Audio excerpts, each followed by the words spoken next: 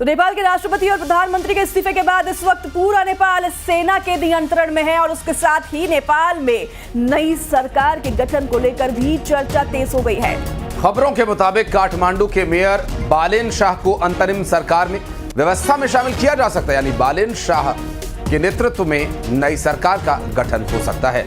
बालेन शाह नेपाल के युवाओं में बेहद लोकप्रिय हैं और उन्होंने आंदोलन को लेकर एक पोस्ट भी किया था जिसमें यह लिखा था कि आंदोलन में शामिल होने की उम्र सीमा 28 साल तय की गई है।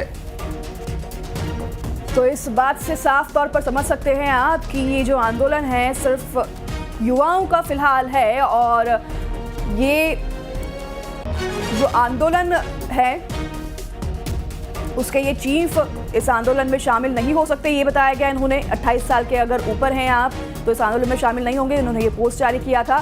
बालेन शाह जिन्होंने ये भी कहा था कि नेपाल में युवाओं की आवाज सभी तक पहुंचनी बेहद जरूरी है, तो अब उम्मीद लगाई जा रही है कि इन्हें अब सरकार की कमान सौंपी जा सकती है।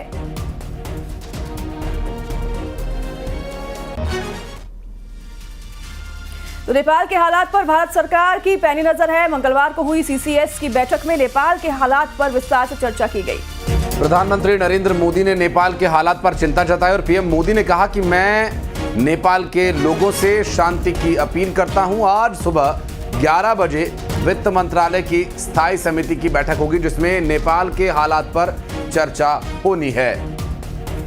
तो नेपाल पड़ोसी देश है हमारा और जब जब हमारे पड़ोसी देश में मुसीबतें आती हैं तो भारत हमेशा तैयार रहता है मदद के लिए, और ऐसे सिचुएशन जब नेपाल में बने हैं तो फिर इस पर भारत की भी जिम्मेदारी बनती है कि हम बतौर पड़ोसी देश नेपाल की जो भी संभव मदद होगी वो कर पाएँ। तो इस पर आज जो है बैठक भी हुई, माफ कीजिएगा मंगलवार को बैठक हुई और इस बैठक में प्रधानमंत्री मोदी ने नेपाल की हालत पर चिंता जताई है और उन्होंने ये भी कहा है कि वो नेपाल के लोगों से शांति की अपील करते हैं और जो भी कुछ संभव हो पाएगा भारत की तरफ से किया जाएगा। आज सुबह 11 बजे वित्त मंत्रालय की स्थायी समिति की बैठक भी होने जा रही है जिसमें नेपाल के हालात पर चर्चा की जाएगी।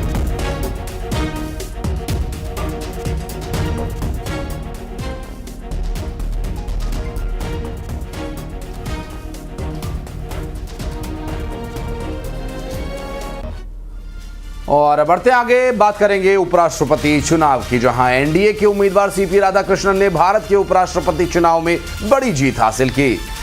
उन्होंने कुल 452 वोट प्राप्त कर